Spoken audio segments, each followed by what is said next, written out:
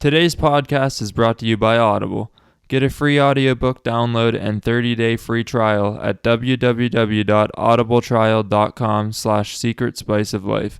Over 180,000 titles to choose from for your iPhone, Android, Kindle, or MP3 player. Welcome to some shit that's considered legendary. Hey, what is going on, you variety-loving people? Hope you're ready to add some spice to your day. Welcome back to Secret Spice of Life. We're your hosts. I'm Brandon. And I'm Jordan. And if you're new to the podcast, welcome. Well, we have a pretty awesome guest with us here today. He is a co-founder of Renaissance Periodization. He holds a PhD in sports physiology, and he is just one jacked, funny, intelligent dude. Dr. Mike Israetel, what is going on? Thanks for having me, guys. I sure hope to live up to the hype. It's doubtful that I will. How is quarantine treating you, even though it's like winding down a little bit here? It is winding down a little bit, so that's really great. We're training at home. We got a barbell set up and a lat pull down at the very early in the process. So, yeah, I grow tired of the quarantine. And it looks like it was actually, quite a good idea early on, and it looks like now that things are really settling down, it's incrementally becoming less and less good idea. But the good thing is that it is pretty much coming to an end. Just had a good day safe for the first time. Yeah. I had a little note from my girlfriend before we really get into the questions here. She always asks who we're doing interviews with, and I was like, oh, it's Dr. Mike. I'm like, you've seen him on my Instagram before. You always complain about him being shirtless and stuff. And she's like, I showed her another picture. She's like, and it was like you and Charlie, and she was like, oh, they look like cartoon characters. They're like really jacked. And I'm like, I'm sure he'd take that as a compliment. That's a huge compliment. Thank you so much to her. That's a very big compliment. Absolutely. Have you found it tough to adjust to the quarantine with your workouts and everything? I wouldn't say tough. I sort of have the theoretical and practical experience to adjust to a variety of situations. As a matter of fact, I published a number of articles and videos on how to adjust. So it wasn't tough, but it was sort of I would say from a psychological perspective, it was an adjustment. Because anytime we're presented with difficulties, I think the natural human emotion is to sort of rebel and be like, no, I don't want to have to do this. And then at the end of the day, you're like, well, I have to. And the training's not ideal, which stinks, but we're trying to make it as good as we possibly can. So in that sense, yes, the adjustment has been difficult, but more psychologically than practically. We have more than enough exercises to do, more than enough abilities to stimulate the muscles very, very well. But it's psychologically, you're like, man, I really don't want to do this exercise I've been doing for weeks now. I want to do something else. I want to use this machine I like. And it's just a matter of sort of realizing, okay, some things I can change, some things I can't. Here's what I can't change. And I'm just not really going to be upset about the stuff that I can't change. So. Yeah, I feel that 100%. I was fortunate enough to be able to work out in the gym that I work at. It's in West Virginia, so just right across the border from our house. And even just being in there alone was just kind of mentally draining because you have to kind of stay focused, and there's no one really to talk to in between sets or banter with or anything like that. So I heard you were moving to Vegas, if that's correct. That's correct. Is it for pleasure, for business, or just because? So I've made a pretty significant amount of money from RP over the years, and I'm tired of having it. I want to gamble it away. So I figured, what better place? Atlantic City is really close, but nothing beats Vegas. If I'm going to lose millions of dollars, it's going to be there. I'm just kidding. I haven't made any money from RP, first of all. Second of all, my wife is a medical doctor, and she is specializing in sports medicine. And her sports medicine fellowship, which lasts 1 year, is at the University of Las Vegas, Nevada. It is, or University of Nevada, Las Vegas, UNLV. Yeah. And, that's where the work takes her. So that's where I'm going for a year. And it's a strange place. I've been to Vegas a whole lot. Actually, suburban Vegas turns out is the quietest, most peaceful, nothing ever happens there kind of town. It's only really the Strip and the places close to it that are crazy. So, and then the training situation down there is phenomenal, both for JiuJitsu, which I also do, and for training. I mean, some of the world's best bodybuilding gyms are in Vegas. So actually, my friend, longtime friend and coworker, Jared Feather, he's a professional bodybuilder. He's going to be moving with us, and him and I are going to buckle down for a year. And while my wife goes to work, because we need to eat, right? we're going to be training like crazy. So it's going to be super fun. Nice. And have you been there like before or anything like that, like previously? I've been to Vegas an inordinate number of times. I can't even at least 10.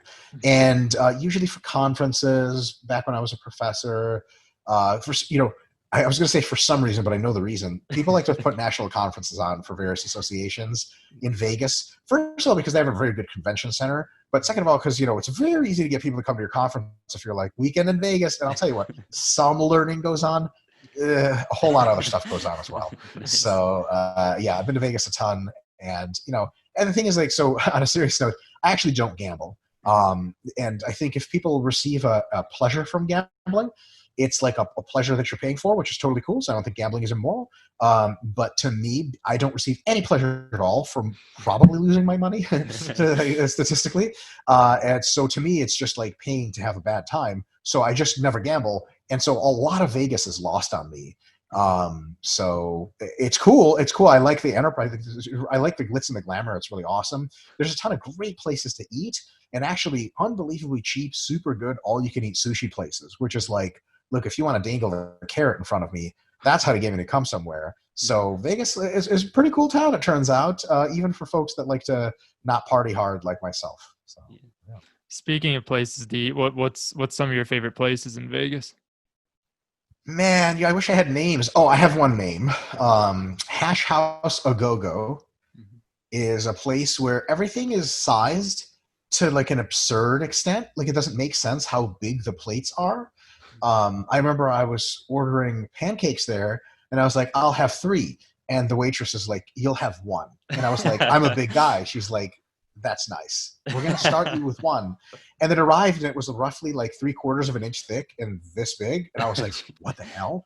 And I ate like 90% of it. And I was like, oh my God, thank God I didn't get 3. That would have been a waste of everyone's time. Oh, yeah. And it has like, there's a bunch of menu items. It's just like phenomenal. It's like, do you guys remember like I don't know how old you folks are, but like not Super Nintendo, regular Nintendo had Giant World and Mario 3. Oh, yeah. Yeah, excellent. Like that's the restaurant. It's like Giant World of food. So to me, it's like how awesome. I can't even eat that much in one sitting, but I like to see a lot of food in front of me. It's just fun. So that's a really favorite restaurant of mine. And then there's like, I forgot what it's called. Some generic name like sushi something. But there's one restaurant where all you can eat sushi, you order on the menu and then they bring it out like really fast, like way too fast. Like I have no idea how they make it that fast. And it's unbelievably good. And the fish and rice is both like huge portions. So it's just like, we went there, like maybe Jared and I were there for work, and Jared and I must have gone there 3 or 4 times after training in the period of 3 or 4 days. So they got to know us literally personally, but it was phenomenal, absolutely phenomenal. And Vegas, like, I'm not a foodie in the sense that I don't do like high-end food, again, because I'm cheap. But I just don't find that the value translates at all. But if you're into really, really high-end food, Vegas is actually like a global hub. Apparently, there's all kinds of great chefs and super serious steakhouses. One more place. We do like to go to the hotel buffets, especially some of like the better ones, which is like hilarious. The better buffet. Some of them are just wild. It's just super impressive. So.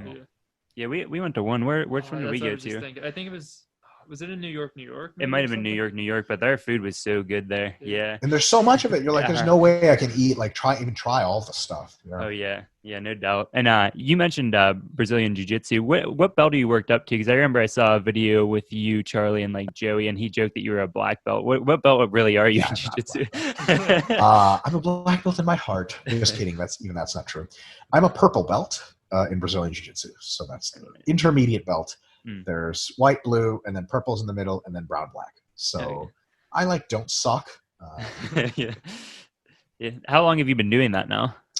Oh, gee, like 6 years, I guess. Oh, nice. It's been a long time. Yeah, I have a coach. So I train at Balance Studios in Philadelphia under Phil and Ricky Migliarese. And my direct coach is a gentleman named Josh Vogel. And he puts out I think a monthly or a weekly or monthly report called the Sloth Report. His nickname is the Sloth because he moves very slowly when he's doing jiu-jitsu. But even though he moves slowly, you can't stop him, and all of a sudden he's on your back choking. You know what the hell is going on? So he puts out the sloth report. That's something cool to look into, and it's on Instagram as well. But he's just super, super sharp, super meticulous, and has a systems approach to jiu-jitsu where he doesn't just look at random problems and how to solve them. He doesn't just teach you random moves. He weaves a game plan for you based on your physical traits and your preferences that takes one move and naturally flows into another.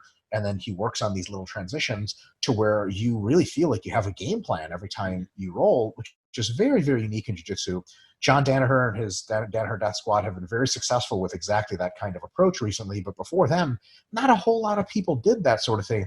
It's just really cool for me to have like such an awesome coach. So when I moved to Las Vegas, I'm going to be sending him videos and stuff, and he's going to be my coach for as long as I'm doing jiu-jitsu. And both of us are still alive. So, yeah. Awesome. Yeah. And I've definitely heard that name somewhere before. Maybe it's been like passed along through Instagram and I've just caught it before or something like that. But that's awesome. And what kind of got you into jiu-jitsu in the first place? Like kind of transitioned you from like weightlifting and that sort of realm into that?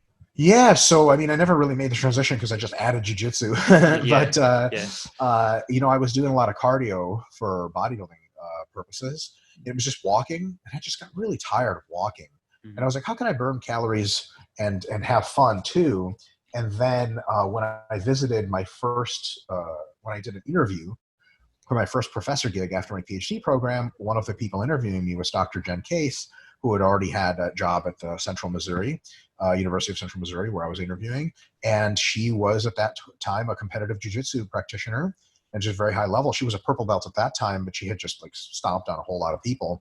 And I was like, hey, like if I get the job here, or actually, no, I never said that. So we met, it was nice. And then I got the job and I messaged her and I was like, hey, you do jiu-jitsu, right? Can I come with you and start doing jiu-jitsu? And she's like, yeah, sure. But she's heard that a million times. Nobody ever comes through. Like, 90% of people say, oh, I'm going to try that. Like they never show up because jiu-jitsu hurts and it's hard. But I had wrestled before in high school. So when I walked into the jiu-jitsu studio for the first time, I was like, yep, that smells like grappling, because it's a very shocking smell if you haven't been around it. But I had been around it during my childhood. So I was like, whatever. I showed up, I moved in, and a day later I called her or texted her and I was like, hey, I want to go to jiu-jitsu. And she's like, oh, really? Okay.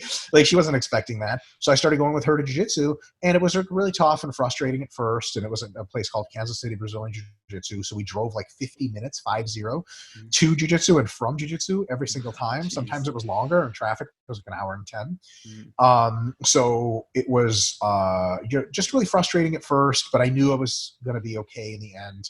And my friend, Melissa Davis, who had been doing jiu-jitsu for a while, another colleague at RP, she said, look, this is the best advice I've actually ever received in jiu-jitsu. There's not a technical advice, best psychological advice, is your first year is going to suck. You're going to hate it. Just shut up. Just do it. And then it'll be the greatest thing you've ever done. And for me, it only took 6 months until I started to like it. Because I was stronger and had a wrestling background, Mel wasn't super duper strong and had no wrestling background. So for her, it took a year. But after 6 months, like for the first 6 months, I legitimately hated it. But I still did it because I was like, this is fundamentally, I know this is going to be good. And then 6 months later, like I was like, oh my God, I really like this. I knew some moves. I knew how to defend myself. I knew what was going on. Even if I got submitted, I was like, oh, I know how, like I know what happened. So that's really how it happened. So Dr. Jen Case is really the person that got me into jiu-jitsu with Melissa Davis's help. So now both of those folks work for Renaissance Periodization as coaches, and they have both won world championships in jiu-jitsu since then. So they're just super, super, just complete, total badasses. Yeah. Nice. Yeah. I have a couple clients that there must be a jiu-jitsu gym pretty close to where I work, like in West Virginia somewhere. And they always like talk about it. Like this one nurse that I have, she just started like maybe a couple weeks before she came in the gym, and she's like, I need to lose weight. She's like, I'm getting crushed in jiu-jitsu at like over 200 pounds. And she said, I'm wrestling people that are smaller than me and they're just crushing me. She's like, I want to get in better shape. And I'm like, okay, cool. I'm like, but I asked her where it was, and she told me, and I can't remember. I'll have to ask her again, but I wanted to check it out just to see what like a class is like or something like that. Cause I have like a ton of people like in my like close friend circle that either wrestle or they're like into some type of martial art, and that's always been something that's really interesting to me. Yeah, well, the good news is that working with you, she's going to be able to get stronger and lose some fat at the same time, and that both of those are such a huge deal in jiu-jitsu, especially for females, because a lot of females are still not culturally sort of relevant to train, and females don't have that baseline testosterone-driven male strength. a male athlete that is just strong just because they're male and they move around a lot. For females, it doesn't come as easily. Females that train with weights have this huge advantage in jiu-jitsu against other females and males is that they open up. So I think she's really on the right track. I hope she is successful. Oh yeah. Yeah, so you recently put out a video, I think it might have been like yesterday or the day before. It was like episode 3 of your training with like Charlie, basically for your mini cut, I believe. And it was like having fun in the gym. And I saw something, it might have been on like an Instagram story, but Charlie mentioned he doesn't listen to music when he works out. And I don't think I've ever seen you with headphones in either. You guys like don't listen to music or anything like that? So like if we're at a gym and there's music playing, I sort of by default we're listening to that. Yeah. The thing is, when we train, usually when gyms are open, and they will be again shortly, the music we listen to normally at gyms, depending on which gyms we go to, some gyms we go to are more hardcore, and that's like metal, rock, like very angry white people. And then some of the other gyms we go to, like more commercial gyms, it's like the worst kind of mind-numbing pop, R&B, and hip-hop. That's just like, I'm getting dumber. Charlie and I will listen to lyrics and look at each other and be like, I swear to God, there's only so long I can be in here. But so we would prefer to listen to our own music. But funny enough, now that we train at my house, I mean, I have like a really good TV sound system that I can put Spotify on or YouTube and listen to music. But we tried it a couple times. We don't. Honestly, like between sets, we either relax, cruise on our phones, talk to each other, make jokes. During the set, I don't hear music at all. It doesn't matter because I'm so focused on doing what I'm doing in the set. So I think if you train alone, some headphones are really cool. And every now and again for like PM sessions when I'm in a normal gym, and if I need to like get a little amped for some PRs, I'll put in the headphones and listen to some music. But also like for me, a lot of the music that I really like has like a really strong emotional connection with me and it really pumps me up. I don't want to be pumped up all the time during training because I'll just like expend too much psychological fatigue. And then all of a sudden I'll just be like, oh, like you just got really amped up too much. And you're like, eh. So I kind of just try to keep training a little bit more chill, fire up when needed. But sometimes towards the end of a mesocycle when things get really hard, and if I'm on my own, then I put in the headphones. And it's always like, this headphones are weird. I'm an idiot. I'm like from the 90s, so I haven't gotten the wireless headphones yet. But like I have to thread them through the belt and make sure I don't hit the dumbbells. Like every now and again I'll do this and my neck will go like this and then it'll hit this thing and it'll hang up like the end of the song. So I'm like doing a PR, 15 lateral raises, and on rep 12 the song goes. I'm like, damn it, this is exactly what I needed in music. So I have a love-hate relationship there. But no, fundamentally we don't like have to have music for training. I like training plenty enough as it is. That's what always happens to me, though. I'll have it in my pocket or something, and I'll move my arm and pull it out completely, and then the music will start playing out of the phone. It's awful. Yeah. You're like, I kind of hear it. It's kind of still good. Like, what are some of your favorite artists or types of music that you like to listen to? Listen, this interview is going very well. You just made a very critical error. This relatability of this is going to be crashing. So,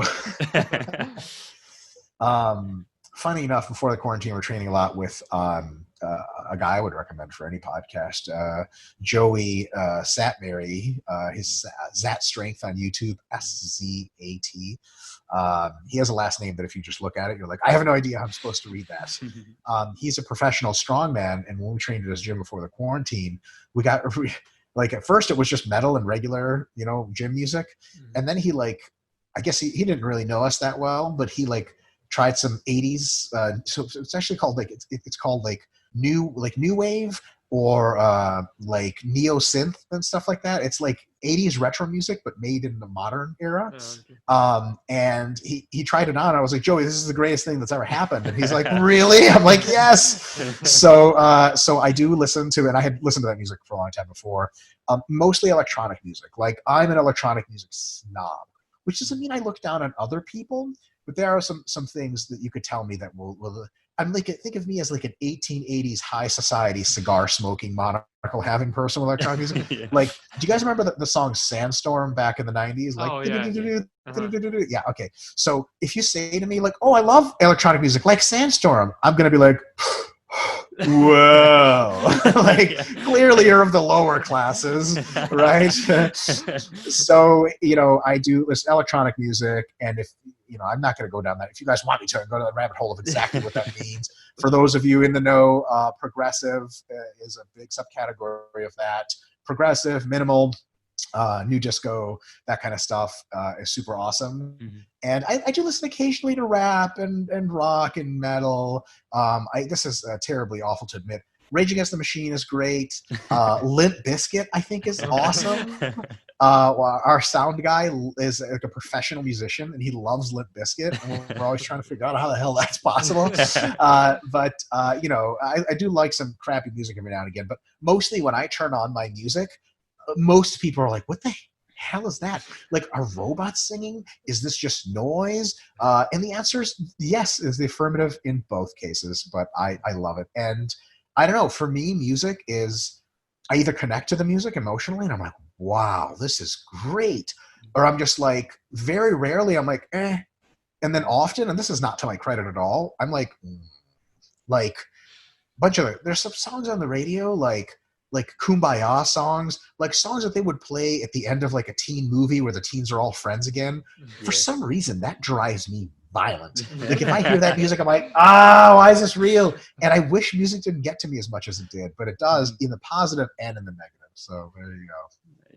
Yeah, and to switch gears here, like a little bit, back to like training. So this is like kind of more of like a personal question for myself.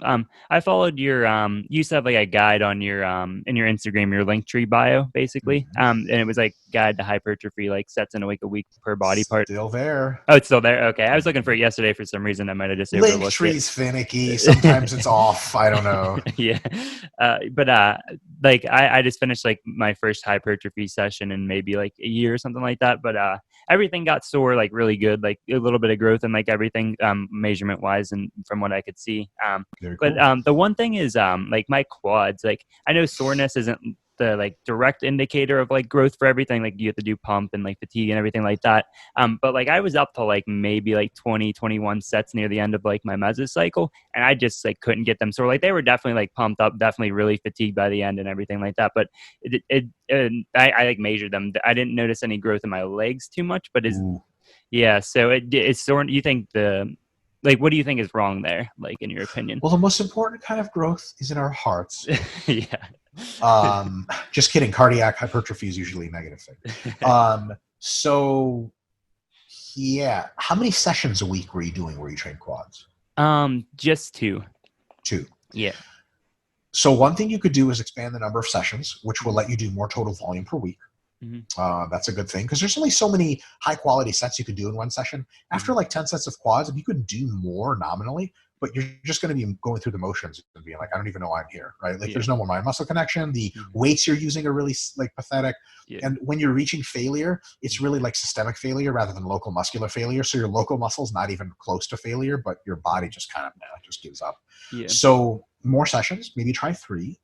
Another thing is so long as your performance is going up every week or stable, if you're not getting weaker, then adding some volume just very slowly, a set here, a set there, is a fine idea.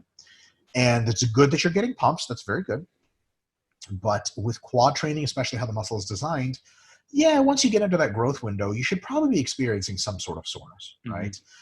3 sessions a week can let you do a little bit more volume. And also you don't have to get super sore because you have to heal really fast. So you can get just a little sore is great.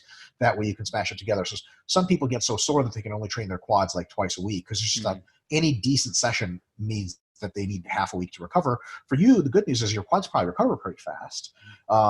And another thing is technique and failure proximity and rep range. So like what kind of reps were you using for many of your sets? Well, I would start off with like, I would start off with like maybe like a leg extension or a leg press, like 10 to 20 reps, maybe 3 or 4 sets. At the beginning, I think I added a 5th set near the end for that. And then I would go and do like, the Smith machine squats, like real deep, like sitting into your calves basically.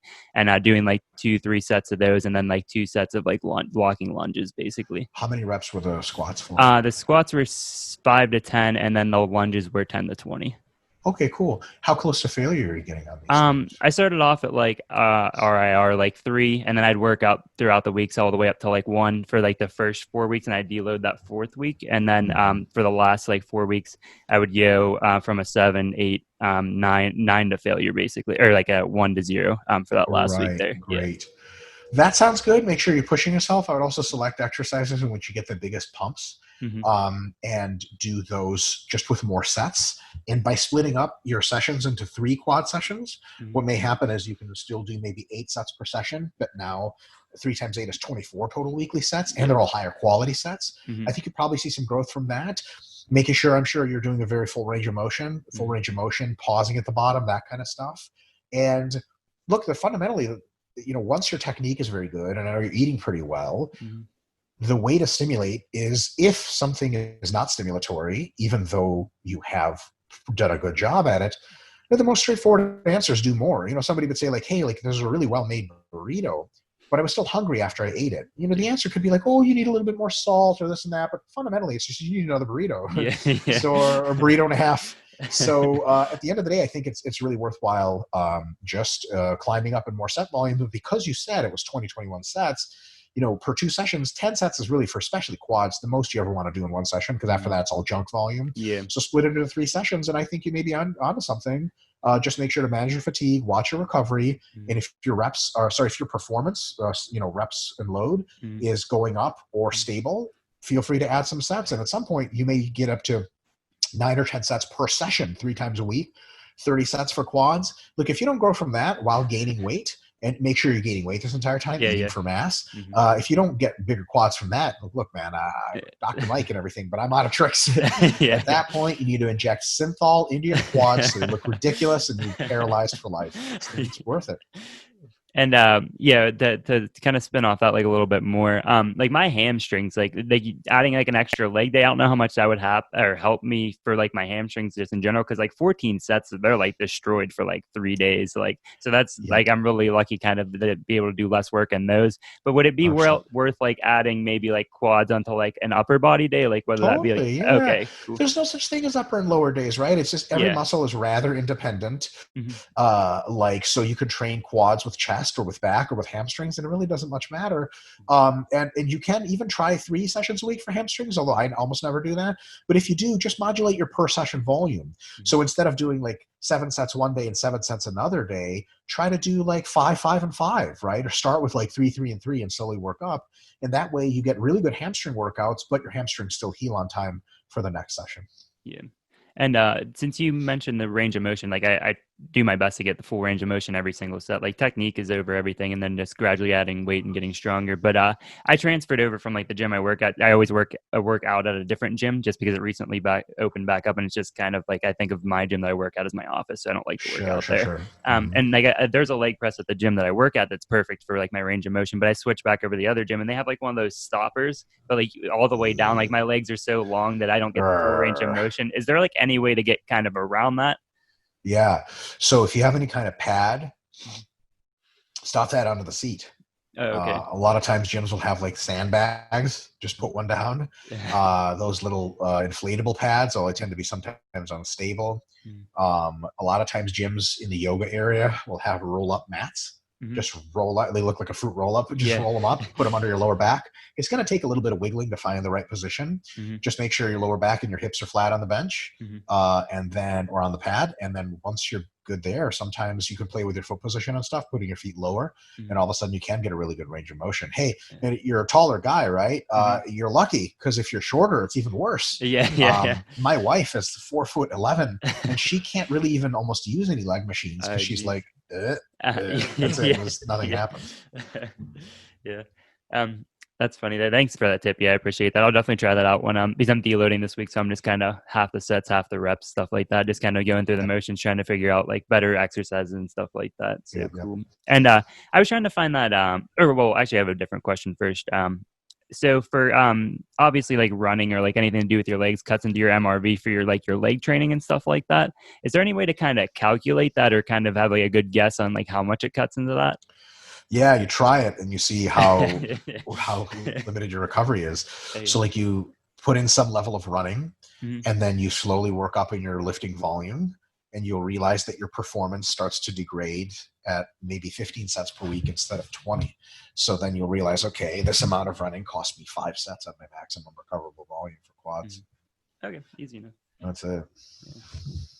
Are you a sports fan at all? Football, basketball, anything? No, No. unfortunately not. I'm a sports scientist. I used to work with all those sports in Yeah. a professional capacity, and I'm not a big sports. Try me. I don't know. Try me. What's the question? And I was just thinking because you're moving to Vegas and the Raiders are moving there this year for football. Yes, I So heard about that. My yeah. wife will be working with them as a sports medicine doctor. So Oh, that's really cool. that's cool. And they have a huge stadium that Yeah. apparently is completed. Um, when I visited Vegas a while ago, it was not remotely completed, but I suppose that's how construction works. Yeah. It's just kind of cool always to me to see like this barely built thing, and you come back and it's like done, and you're like, whoa, like stuff really happens in my neighborhood. Actually, almost everywhere in Philadelphia, there's this huge trend of taking older properties that are abandoned and just bulldozing them, building new super fancy apartments. It's crazy because I go back to streets I haven't been at for like 6 months, and I'm like, what the hell? Like, I don't even recognize where I am because it's all these new buildings. They just seem to spring up. It's always just really, really impressive to me. Yeah, I mean that's what happens in Pittsburgh too. They tear down like old warehouses and stuff, and then they'll throw up like high end apartments and everything in areas where like why are these here? It seems like. Right, exactly. But hipsters like to live in previously dangerous areas. And I swear to God, hipsters are like the transformative force in American culture. Like, you take a city that's ultimately failed, and hipsters like, I want to live there. And it's like, okay.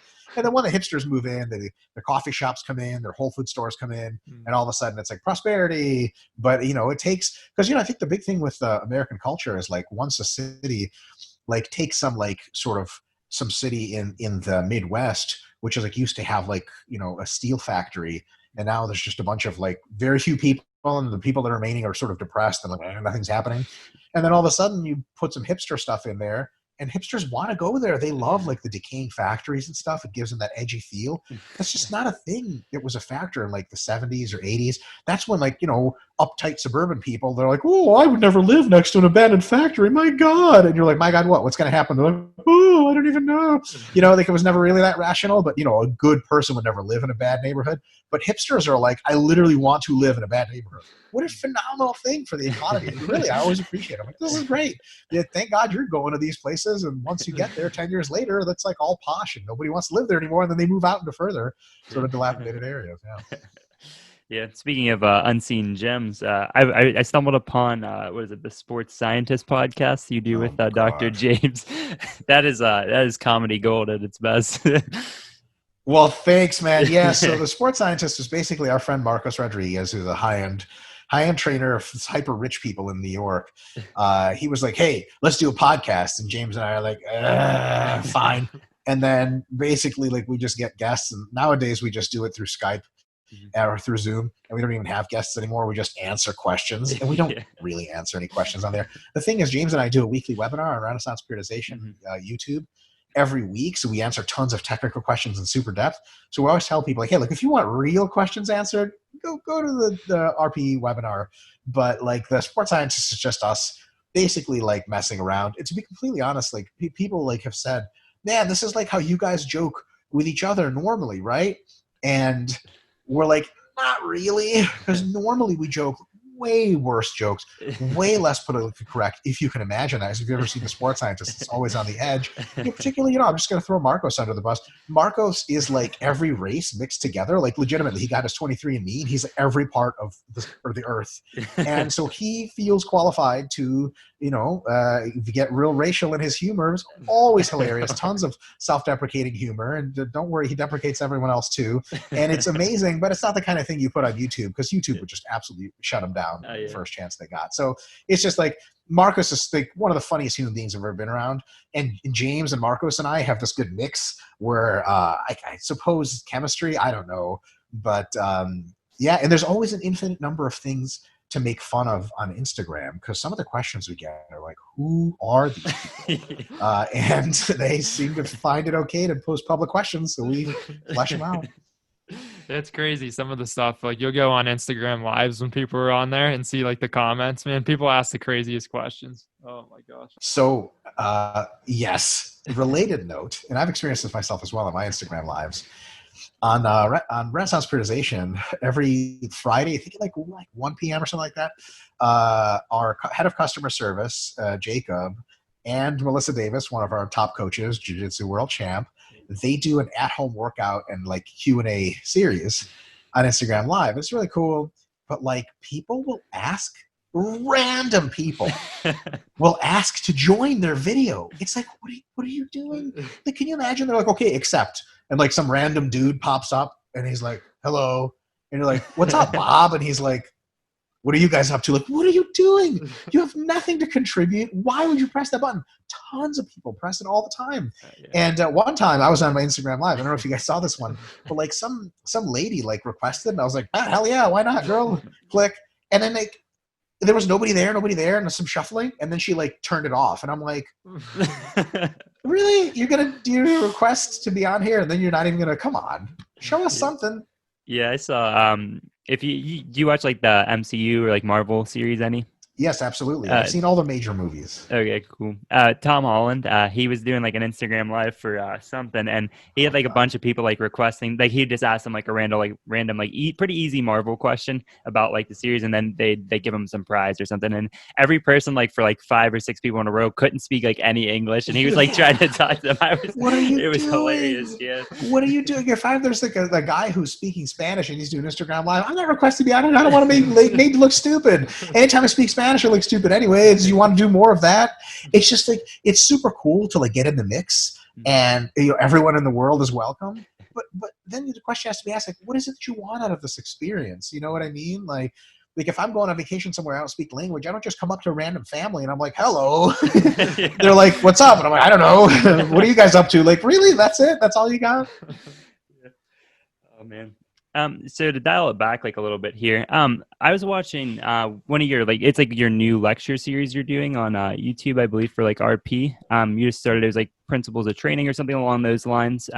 There's a whole lot of those. So yeah. But I think it was like the very first one, like the introduction one. And you said something like RPU. Is that like supposed to be Renaissance Periodization University? We sort of miffed up with that one. So we were going to integrate this earlier, but it's just going to be happening later. Mm-hmm. So it's probably going to be a certification process by which you watch videos and take very difficult tests and get an RP certification eventually.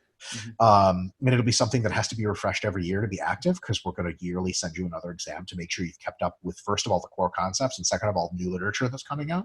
Mm-hmm. That's something that we have in the works. We called it RPU, and we sort of made these videos on RP Plus. Mm-hmm. Sort of with the idea that they're going to be an RPU. So I started saying it. And then eventually we were like, we had tons of other priorities. We had to make the app. We did that. So we're like, RPU went on the back burner. So now everyone's like, what about RPU? And they're like, oh, we should have never said anything. But but the cool thing is that all those videos are structured to be like courses. Mm-hmm. So anytime there's one video, there's always like 7 or 8 in the same line afterwards. So still all the same content, still the same learning, but the certification stuff will come later. And if you don't mind me asking, like, what does the certification like get you per se? Like, is that like equivalent to like maybe like a trainer's certification or something like that? Yeah, so it gets you proof to people that are going to hire you that you know things, mm-hmm. and that you know things that are difficult to understand, and things that are very helpful in enhancing their body composition, performance, and health, and all these other things. Mm-hmm. So a lot of people have heard of Renaissance Periodization, and a lot of people have read our books. And some of those people are interested in hiring a trainer or coach. That doesn't work for us. There's tons of folks out there that do great work. And a lot of them are like, yeah, like I'm familiar with RP stuff. I've read a bunch of books. Like, you can tell a prospective client that, but they're like, okay, I guess that's cool, but how much did he really learn? Yeah. But if you have an RP certification by your name, that means RP thinks you really know your stuff. Mm-hmm. And to a lot of clients, that's an important thing. They're like, oh yeah, like I heard my friends were doing RP. That's great. I'm glad you're certified. And then it's just to help coaches and trainers out, but more so it's to charge people so that I can have more money, because I love having money, because I get to go to Vegas and lose it all. Nice. Bet against the house every time. Yeah, so kind of the roll right off of that, with like certifications and like continuing education and stuff. Like I'm just like a certified personal trainer. Like I didn't go to school for like that or anything like that. I had like a business degree. Oh, really? Oh, no, I'm just kidding. My entire life is school. I said really, and then I was like, wait, he's a PhD. Yeah. But I got like a degree in like business management and marketing, and then I just kind of decided that I wanted to train and see how it was, and like because I was really interested in like what you guys do and like just all over YouTube and stuff. But do you think it would be like worth for somebody like me? Like I'm 2 years out of school now. Yeah. 2 years out of school. Like, would it be worth going back to like get like either like a bachelor's in like sports physiology or anything like that? That's a good question. Is it going to be worth it to learn things, the knowledge itself? Absolutely not. Because we can and have given you all that knowledge for pennies on the dollar through RP's resource. You read like 5 RP's books and you watch all the videos we've put out, especially the ones on RP Plus. Are you an RP Plus subscriber by any chance? I just looked into it the other day. I didn't subscribe yet or anything. I know it's free till July. It's free. Yeah. So, and it's after, like, if we end up going back to the payment model after, we're considering not, who knows. But like it's $10 a month. Okay. And there are probably like hundreds of videos. That means dozens of entire courses of content. And weekly webinars, James and I answering in-depth questions using the training principles that go back like 2 years. So with RP Plus and just on our YouTube and just our books, you can learn way more than they'll ever teach you in an undergrad because they're preparing you very generally, right? And undergraduate education costs thousands and thousands of dollars. So if you are in a position where you need an undergraduate education to take you to the next level, or if signaling to your customers, like if you have customers that are like, look, like if you don't have an undergrad degree in kinesiology, I'm not going to train with you. Already saying that out loud is ridiculous. Most people just don't care. But if you want to have both a certification that you know stuff and to know stuff, RP might be, and there's tons of other great options. There's for nutrition, there's what is that called? Precision Nutrition. Like they do a certification and they know their stuff. I don't know how much their certification costs, but it's doubtful that it costs tens of thousands of dollars like Real School does. And I think that those are probably better options for the vast majority of people. Now, I'm a giant hypocrite because I did go to school and learn all the stuff. But maybe one of the reasons that myself and my colleagues who produced all this material went to school is so that you guys don't have to go to school. And honestly, like going to school takes a long time, 4 years. You're gonna have to take less clients, and you're gonna be sort of missing out on money that entire time. With RP stuff, you can all learn it in your own time. And look, certification or not, you still know the stuff. And that's like, honestly, when we started RP Plus, that was our number one thing. And people were asking about a certification for a long time. And we said that we have no plans because our number one goal is to teach people stuff. Like, we actually think you're going to be a better trainer, know what we know. It's not like a stamp. And when you get the stamp, when the RP certification does launch, it'll be like, it's not going to be this easy little test that you take and you're like, oh, I'm like whatever certified. Like, no. It's going to be real tough. You're going to have to know stuff. And people will get the test wrong and they'll fail, and we'll probably have a delay of some number of months until you can take it again. It will be a trial by fire, and it'll be a select number of people that pass. But when that's the case, people are going to really know that you know what you're doing. You're going to know what you're doing. It's not going to cost $1 million. And I think it's just a really good combination. So it's not like I'm trying to, it sounds very, very self-indulgent. We're not trying to compete with universities. We just think they offer something entirely really, really quite different. If you already have a business degree and you're super sharp and you've trained yourself for a long time and you've read a bunch of stuff, you're more than qualified to train other people. And for you, an undergraduate education in this totally new thing just might make very, very little sense. For myself and other folks who want a master's degree eventually, who wanted to research, undergraduate education is critical, right? So it's just different strokes. It's like, if you want a fine dining experience, you go to a real steakhouse. If you just are hungry, you go to get like a regular sandwich at a place. One's not better than the other. You imagine like someone goes to McDonald's and someone's like, the cigar smoking monocle man's like, whoa, common man. Like, what? It's $3, right? Like, not every meal is going to be a $70 steak. So it's just different strokes. Cool. Yeah. Thanks. Yeah, I appreciate that. That's really insightful and helps me kind of clear my head about things, because I was like, I want to kind of go back, but I'm not 100% sure if it's like worth all that time and money and stuff like that. I can't tell you that it's worth it. I would be lying to you if I was sure that it's worth it. It might be worth it. And I'll leave it to you to make the decision if might be worth it is the most seductive thing you've ever heard about something. You like walk up to a roller coaster, you're like, is this a fun ride? The operator's like, it might be. Like, okay, no thanks. Cool. Thanks a lot. Yeah, I appreciate that. You got anything else? Do you want to answer a few just like random fun questions for us? Love it. Hit me. I'm really bad at this, by the way. What's something on your bucket list?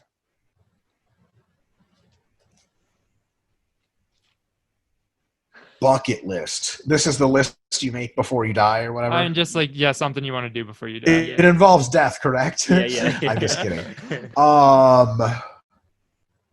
Bucket list. So, man, I'm going to go really sappy here. This isn't really a bucket list thing, but I'd like to have children and take them to like elementary school and see what kind of science projects they're working on, and just I think that's great. It's like when they're first learning about like the moon and stuff, and they're like, wow, and they'd be like, Dad, do you know science? And be like, I am science. I also like to go to their teachers and then get myself into unfortunate technical debates about the fact that they're teaching a technically wrong thing. Stuff like that. Good old parenting stuff. I think that'd be really neat. I think I'd make a pretty decent parent. So I don't know. And I'm sure their science projects would just blow everybody else's out of the water. Yo, no, absolutely not, because I'm not helping our kids with anything. My wife is Asian, and I'm Jewish, and the you sink or swim academic culture, you have a legacy to live up to. My parents never helped me with homework. Here's the deal. They helped me a couple times, but it was all for naught. So my dad has a PhD in mathematical modeling and atmospheric physical phenomena from the Soviet Union, which is really intense. So I asked him for help with chemistry homework once, and he wrote me the equation for determining electron orbital energy in an atom. I'm like, what? This is like 8 years ahead of what I'm doing. I'm like, you know what, Dad, thanks, we're good. I just never asked him for help ever again. So yeah, I guess we'll help our kids, but there's, because that's the thing, right? There's parents that will like help their kid with this really cool project. Like, no. We're not helping with anything. You're going to make some kind of volcano out of poop or something, get a B+, and we'll be like, what the heck is this B+ business? But honestly, kids it's so tricky because a lot of parents really help their kids with their homework. And it's like, look, if we do this for you now, first of all, you're not learning anything because we're doing the homework for you. Absolutely not. You're going to learn stuff. Second of all, you're going to have to sink or swim sooner or later. It might as well be now. Because there's parents that have helped their kids through high school. This is completely insane. And they get into really good colleges. And then what do? They're not prepared at all because everyone else there did their own homework. So yeah, no, they're not going to have great time. Look, they might have great science projects if they inherit my wife's genetics. If they inherit mine, they'll have ADHD until they're 15 and be completely useless. So good luck, kids. Yeah, I've seen tons of people like that were definitely helped and hand walk through high school. They get to a huge university and they just shit the bed basically. 100%. Dude, I was a camp counselor once at a science camp, and this kid comes in. And so this one kid comes in and he has they had an engineering project, and this kid made some stuff out of batteries, and it was really impressive for an 8-year-old. And I was like, wow, kid, this is great. And then another kid comes in. He has he built, I'll get to that in a second. What he has is an actuator connection that you press a button and it actually goes like a mini speaker that makes a sound. I was like, what? You're 9 years old. How is this possible? I was like, man, I thought I was a smart kid in school. I could barely write at this age. And it turns out his dad is an electrical engineer. He just made it for him. And this other kid though, I talked to the kid. He made it himself. And I was like, eh. And then I got to know both kids later, and they were both really sharp. But that kid that made it himself, he was going places, places. I was like, you're not right. There's no way you're 9 years old. And he looked at you with these eyes. He was learning all the time. He was like an AI robot you released a little too soon. And he was like, I'm understanding human culture. I'm like, bro, please just remember me when you take over the world. I was good to you. I believed it was your project. So it was just the other kid, I was initially impressed with, and I was like, all right, Dad, good job. You're an electrical engineer. It'd be so sweet if I talked to the dad. Look, as far as electrical engineering subjects go, for a 40-year-old, your actuator is really unimpressive. That's all I have to tell you. I have electrical engineering friends that build cars and rockets. Get out of here. Nice. Cool. Yeah, so you watch a good bit of anime from what I understand. What is your favorite anime character or show? Easy. Both easy. So there's a lot of good stuff, but I would have to say Dragon Ball Z, mostly because the formative role it played in my childhood. Mm-hmm. I saw it when I was 15, and I thought it was the worst animated show I'd ever seen. I was like, they barely tried drawing these things, and their mouths don't move on time. Mm-hmm. And then I kept watching a few episodes, and Piccolo powered up against Frieza, and I was like, and I was just hooked. Yeah. And then my favorite character. So funny enough, on my varsity jacket for wrestling in high school, I had Piccolo on the back. Right? It was trippy. Nobody knew what it was. And then actually, my favorite character has to be Vegeta. Because if you train with weights long enough and then people introduce you to Vegeta, you're like, we're all Vegeta, right? We're all chasing this destiny that we think we have of being incredible, but we're always doubting that we can do it. And there's this tragedy about him and this glory. Goku's just out there having fun, being the best, which he has absolutely the best mindset you could have for sport. Funny enough, for the Tokyo Olympics now in 2021, the official like mascot is Goku. He's the single greatest mascot ever for the Olympics. Like if Goku was real, he would be in the Olympics for every single sport and everything. But Vegeta has this emotion about him, this tragedy. He's like the perennial little brother that's always like, oh, I just have to do more. And oh man, some of his speeches like that he's given are just spine tingling. I'm like, so Vegeta by a large shot. And technically he's like tied as the strongest ever. So there you go. Cool. You got something else? What are some of the your favorite places that you've traveled to? Gee, that's a good question. If you asked me that a few years ago, I'd be like, I don't know, Oklahoma, but which is a fine place, I might add. So one of my favorite places in the world is London, England, for a couple of reasons. Reason number one, it is like 1,000-year plus history. But there are streets in London that are like 800 years old. That's insane. And then modern skyscrapers, and then other structures that are like, there's like restaurants you can eat in that were around since like 1200. You're like, what? How is this possible? It's so insane. It sprawls forever, and it's just like, it is the seat, the birthplace of Western civilization, as far as I'm concerned. It's just super, super impressive. And so that they have some of the best junk food ever. Potato chips flavored all kinds of nasty things. I have no idea what they are. They're all amazing. And then like these weird little sandwiches, like little shrimp salad sandwiches. I would just go to London and eat a ton of sandwiches. And also the cultural, racial, and ethnic diversity. There's like every different kind of person in London that you ever think, and they all speak with a hilarious British accent. I don't care what they're saying. I love it. I can listen to British accents all day long. It's like music. Unbelievable. And then in addition to that, what are some other places? Jared and I have been for work to Hong Kong, and there was an experience we had in Hong Kong where we rode through the Hong Kong subway, which is like incredibly clean and super efficient. And we rode through the Hong Kong subway, and it was in the evening. And there are types of Asians in the subway I have never seen. I'm like, what? Indonesians and stuff, because you just don't see that many Indonesians when you live in America.